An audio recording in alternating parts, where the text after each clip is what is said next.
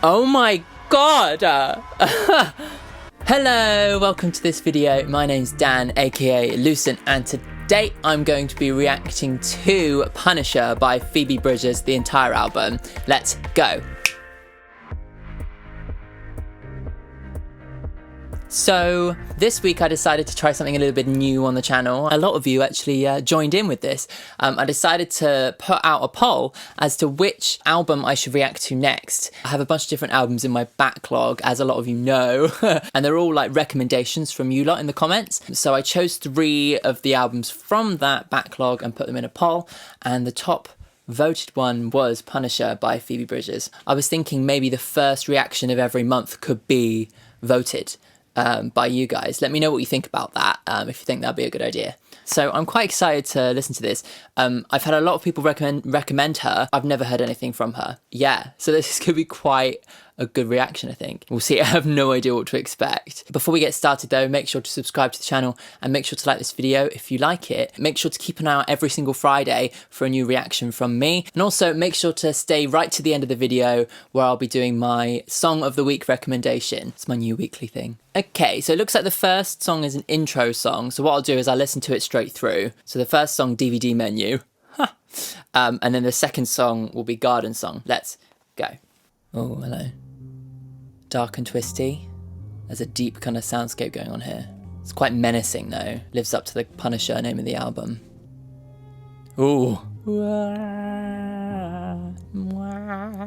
It's kind of movie-like, isn't it? It feels like a lament. Lots of like out of key elements make it sound quite sinister. It's cool though. Very cool. So this is Garden Song.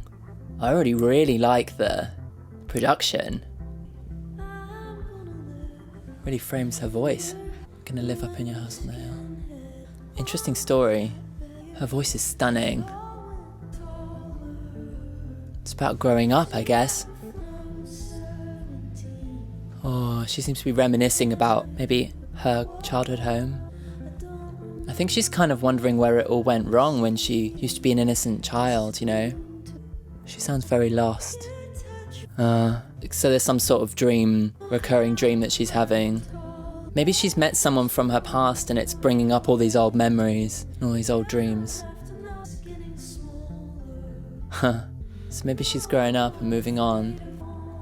I am everything I wanted. So maybe it's more positive.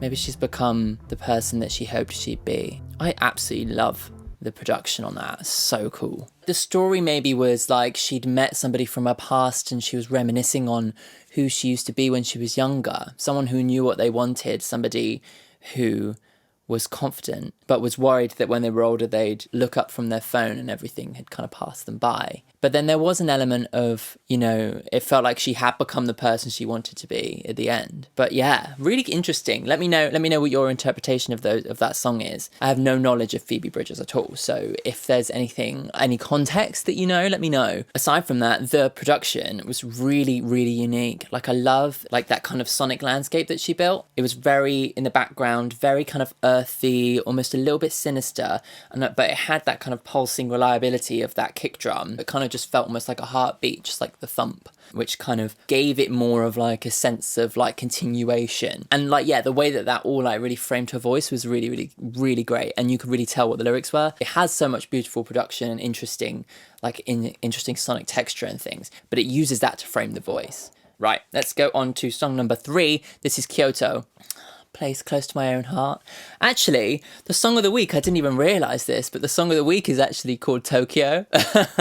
So you'll find out which song that is at the end. I used to live in Japan. I lived in Tokyo for 2 years. I spent my 24th birthday in Kyoto. It's in a beautiful, beautiful place, full of tradition, and it's a place that like thrums with like appreciation of beauty and appreciation of culture. It's stunning. So yeah, I'm intrigued to see what this song's going to be about. Let's go. Ooh, more light-hearted. Oh, 7-Eleven.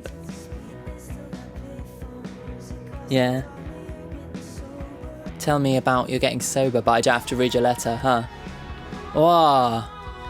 Oh. Oh. I love this. Oh.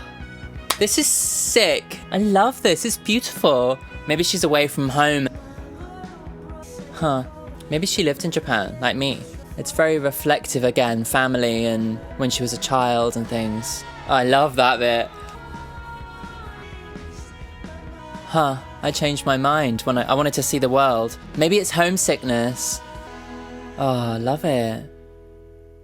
I love that. Oh my God, I loved that. Oh, stunning. Wow, like what a beautiful song. Oh my God, I loved like how when it went into the chorus, it was really unexpected. It really hit me, you know, and there's a real sense of awe and majesty and greatness. But to me, like lyrically, it sounded like a song about homesickness. Like she was talking to somebody on the payphone. Yeah, they still have payphones here. I can relate to all those little moments, you know, and kind of talking about like how somebody was getting sober, like catching up with their life. You know, it's a little insight into the kind of real life there. There was the lyric about going to the arcade even though she didn't want to. And then there was that I wanted to see the world, I wanted to travel, and I didn't realize till I got here that I changed my mind. I can really relate to that feeling of like having this dream of traveling, but it not quite living up to what you expect. I think when I moved to Japan, I was so excited. Everyone told me I was going to have the time of my life. But when you get there and you have to live there, there's so much that you don't expect. There's so many things you have to get used to. It kind of really makes you think about who you are because it feels like a totally different world, you know, and suddenly you're having to live there and you're having to adapt, and you have these moments where you're catching up with people from home and you just feel completely disconnected, and it can make you feel really homesick. And I think that's what she was kind of like trying to bring up, was this kind of culture shock thing. That's how I relate to how she was talking about Kyoto. Yeah, love it though. Oh, so beautiful. What a great song. Gonna add that to my playlist.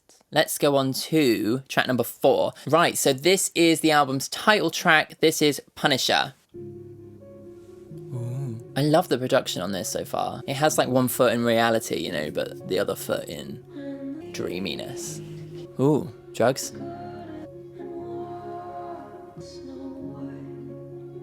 Huh. She's talking about Snow White, fairy tales and dreams. Huh. Wow. Wow. This is so cool. It's really beautiful.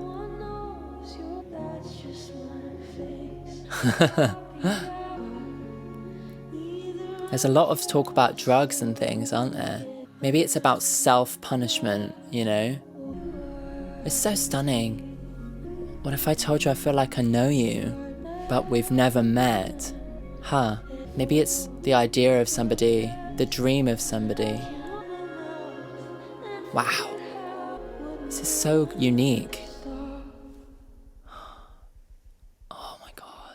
Oh my God. That's such a cool way to end a song. Wow. Yeah, it really felt like there was a lot of moments of like maybe self-sabotage, self-doubt. Maybe it was to do with drugs because like she mentioned the speed. There were a few other moments that made me think that maybe she was like taking drugs and then trying to get caught, almost like self-punishing. Sometimes you can get into a place in your head where you end up kind of self-sabotaging yourself, and there's some kind of like deep insecurity in there. And I think it's almost like you're punishing yourself for that. Maybe that's where this song is coming from. It seems like much more of less of a linear story and more of like a kind of lots of different ideas, you know. Interesting, and really beautifully written, and such cool production again. Like that's actually something that is really, really coming through on the whole album so far, is that the production is so unique, like tells the story of the song, you know. I love that. Right, let's go on to the next song. So, the next song is called Halloween, Ookie Spooky. Let's see. Let's go on to this song. Ooh, I love that. It's a bit Taylor Swift, isn't it? Really closely recorded finger picking. I love this.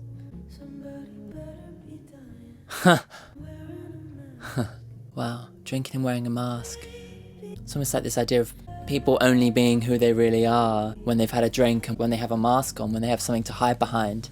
We can be anything. I love that idea of a mask revealing who you are. I love this. It's so beautiful. It's so close. It's so intimate. Huh. My God. Wow. Those drums are so epic. Maybe she's asking somebody to really reveal themselves to her, maybe before it's too late. This isn't what I expected it to be. It's the last time for everything, yeah. Before it's too late, you know? Ooh, key change. Sounds like more like a mode, borrowed chord type thing. I'll be whatever you want, huh? Oh, it's so lush. It's really dark as well. There's kind of moments of real depth and darkness. There's something going on in the background. That's stunning. Wow. This is so good. Taking that idea of a mask and a costume, kind of revealing who you are, and turning that into a song about Halloween, where people put on a mask, they have a drink, and they, you know, reveal who they are to you. She builds in this sense of urgency, you know, living by the hospital, joking about people dying. I think it's kind of prompted her to kind of think about, you know, how short life can be, and saying, you know, come on, it's Halloween, you've got your mask on, you've got your wall up, and, you know, you've got your protection. Please, like, show me who you are before it's too late, because life is short, you know. Really cool. Love that. I'm going to add it to my playlist. Check out my Spotify page for my playlist. Current Pops. Yeah, that's a thing. If you want to like listen to what I'm listening to, then check out my Current Bops playlist. I'll save it on my Spotify artists page. And then you can listen to what I'm listening to and, you know, see what songs I'm really into at the moment. Right, let's go on to song number 6. This is Chinese Satellite. Close guitar again. It's a little bit more like, got a pace to it though. Running around in circles. Lost. Pretending to be myself. Huh, I can relate to that. Wow. Huh, in a loop. Whoa, huh. Wow. Ha ha. Oh wow. Chills. This is so beautiful. I wasn't expecting strings. Oh my god. This is so cool. Bloody hell, this is so... Oh, I love it.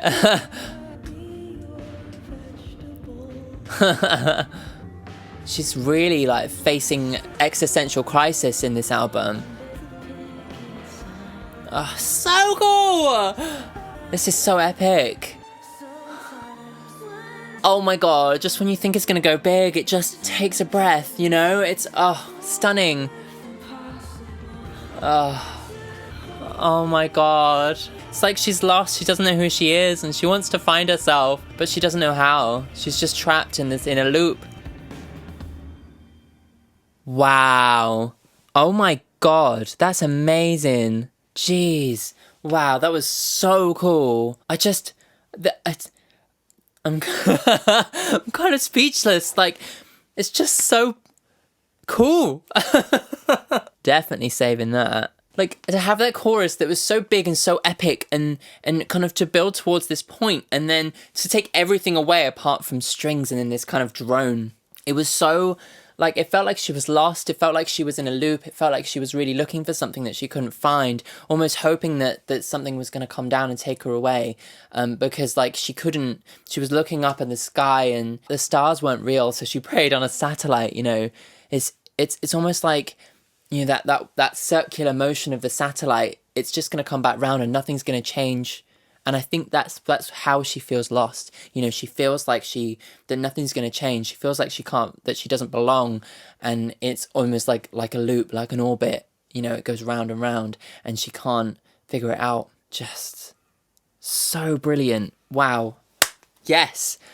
Oh, thank you so much for recommending this album. Like, so far it's been just so unique. Yeah, and really beautiful. Let's go on to song number 7. This is Moonsong. Already seems more low-key. Maybe there's introspection here, you know. Chivalry.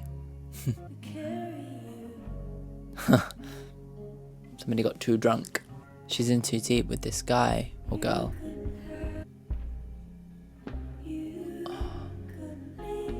Yeah, you couldn't have done it. There's nobody who loves you more. Oh. Oh my god. Oh. She's gonna wait for him despite the fact that he's lost and drunk. Because she loves him. Tears in Heaven. Oh, that's a song, isn't it? Relating over the music, you know. There's a real dysfunction to this relationship, isn't there? See now, like, they've kind of come back together again. It's like the moments of beauty convince her that they should be together. She can't remember what she's supposed to say because she's lost in the happiness of that moment. Maybe she knows that it's dysfunctional deep down. If I could give you the moon, I would. She's in so deep with this person. Shit. Oh my god. Oh. This person is so sensitive. She's so devoted to them though. You know. Wow. Stunning. Wow. Oh my god. There's a real darkness to that, you know. She really sets up the whole song with that kind of, you were supposed to be walking me home, but I ended up carrying you home. You know, this person is, you know, clearly getting too drunk. You know, the relationship is dysfunctional, and yet she's still totally devoted to them. She'd still give them the moon if she could. There's all these dark things happening, all this badness happening, but like when he's singing at her birthday party, she's never seen them so happy, and you know, all these like moments make her forget about the negativity to a point where she's kind of fooling herself. Really complex, really beautiful. So let's go on to song number 8. This is Savior Complex. I love the guitar work in this album. Ooh, beautiful. So she's trying to save somebody from themselves, maybe. Wow. Ooh, there's so much interesting stuff going on in the background, you know. Wow, that violin's beautiful. She's really putting herself out for this person. She's trying to get somebody to really open up to her, maybe in a way that so she can save them, you know. Musically, it's so interesting, this song. It's almost like jazz. Wow, it's beautifully orchestrated. It's really stunning. You could really get lost in this music. Ooh, what a dark ending. Wow. Yeah, it really feels like she's trying to get somebody to like open up to her or something, but she's really putting herself out for them. That seems like a real common thing on this album, but she's kind of recognized, you know, that she has this kind of savior complex. It's very introspective. It's just so stunning. Like, that was the real takeaway from that song, is that it felt like this kind of dream world, you know. You could get lost in the orchestration and in the musicality. That that violin part was just so beautiful. Honestly, like, it really feels like a really inspiring album. Like, there's so much you can really take from it in terms of like interesting songwriting and like beautiful production and orchestration. Right, let's go on to the next song. It's called I See You, so I'm a little bit concerned. Okay, it's quite frantic, isn't it? I've been playing dead my whole life. Maybe hiding herself. She's really struggling. Oh, I see you, yeah. Oh, I love her. They just took everything away. So cool. So there's somebody who makes her feel happy. Maybe brings herself out, you know. Haha. Can relate to that. It's kind of like a young love, isn't it? Love it. I don't know what I want until I mess it up. Oh my god. She knows how she feels, but she doesn't know what she wants until she's already messed it up. But really, at the center of it, she still feels something when she sees this person. Oh, so cool. I'll climb through the window again. Really cool. Not what I was expecting. Really feels like she doesn't know like how to maybe approach this person, but she knows that when she sees them, she really feels something. It really changes something in her, makes her happy, makes her feel positive. She sounds really young, you know? Like a lot of these songs sound very like insecure, like she doesn't, like she's not very confident and she kind of doesn't know how to approach situations. But even so, at the center of it, she still feels something when she sees this person, and she knows that, you know, and it feels like she's singing to them. Like maybe in real life she wouldn't be able to tell them this, but if she puts it into a song, then she can. Yeah, it really feels like a confessional, you know, kind of building it up like with this kind of frantic drumming, and then taking it away to just the kick drum, and then a little bit of extra little bits and bobs in the background on the chorus is just so cool. It's so effective. Not what you'd expect, but it still feels like a chorus. It still feels like the center of the song. Brilliant. Oh my God, this is really good. Okay, let's go on to the penultimate song of the album. This is Graceland 2. Oh, country. Beautiful, beautiful. Yeah.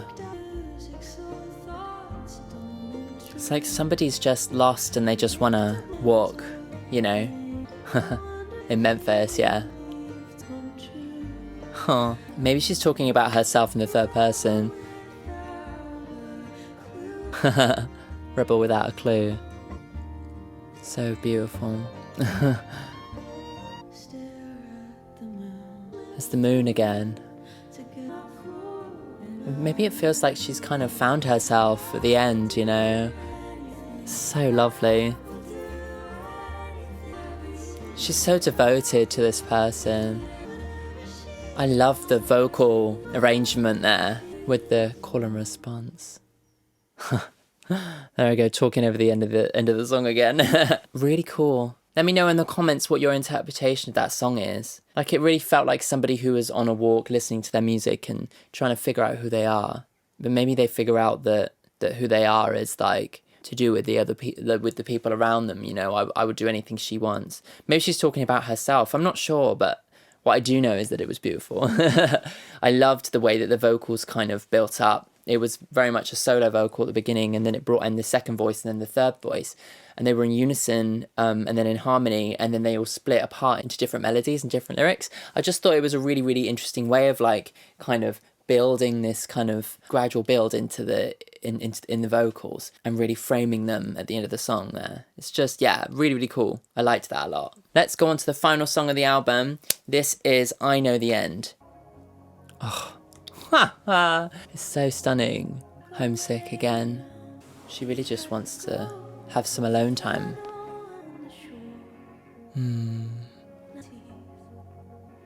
It's like she knows she's got to go. She knows things have got to change, but she doesn't want them to. I know. I've got to go. I love that. Ugh. The song's changed, isn't it? Ooh, okay. Wow. Oh. Oh my God. It feels like she's talking about her country. Wow. Oh my God, it's building, really. Oh my God.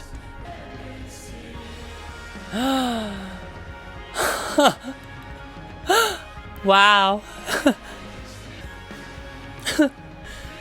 It's awe-inspiring. Wow. Wow, oh my God. Oh my God. Oh my God, that really took it somewhere different again. Almost feels haunted. God, there's like a new level it just keeps on building. It's going somewhere else. It's stunning. It's so epic. Oh my God. Wow.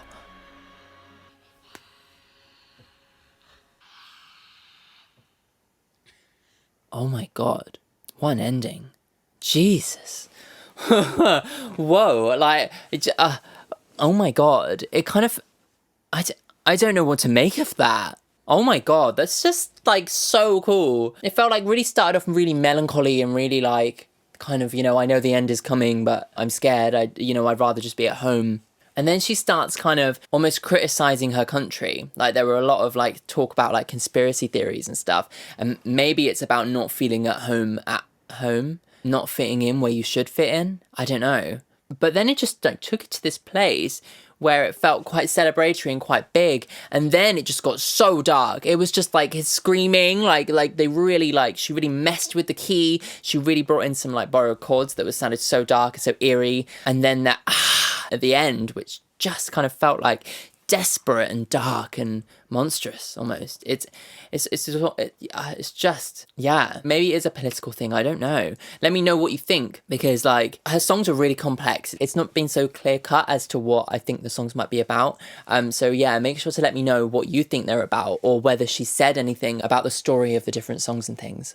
Or, you know, I'd love to know a bit of context about her songwriting background, because she is so cool, really unique, really interesting. Like there's just so much musicality and so much intrigue in the like arrangement and in the music of it, as well as the production is so deep and so different, and but like somehow really relatable at the same time, because it kind of feels like a kind of singer-songwriter almost, like, and country moments, but like it's really offset by this beautiful kind of sonic painting that is just so unique and different, and really dark at places too. Just really, really, really cool. Damn. Yeah, I loved that. And there's a lot of songs on there that I will be listening to on my like repeats playlist, on my kind of current bups. I mean, I had no expectations coming in, but like I was like pleasantly surprised. Fascinating. Cool, I'm so excited to listen to really dig into that and really listen to it more and more. I really like to hear like what your opinions on this album are. I hope you enjoyed that video. Make sure to like and subscribe to the channel for more reactions. I'll be doing reactions every single Friday, so make sure you keep an eye on the channel. I've also started doing these kind of quick reactions. Let me know what you think about that type of video. So for my song of the week this week, I have picked one of my favorite artists, Lianne Havas with Tokyo. I discovered it when I was living in Japan. It really kind of sums up how it feels to be alone in the big city, you know, kind of getting lost in this kind of neon paradise, because living in a big city can be so lonely, even though you're surrounded by people. And this song really encapsulates that. I think it's stunning. Yeah, so make sure to check it out. I'll put the Spotify link in the description. Well, thank you so much for tuning to the end. I've been Dan. Cool. Bye. Wow.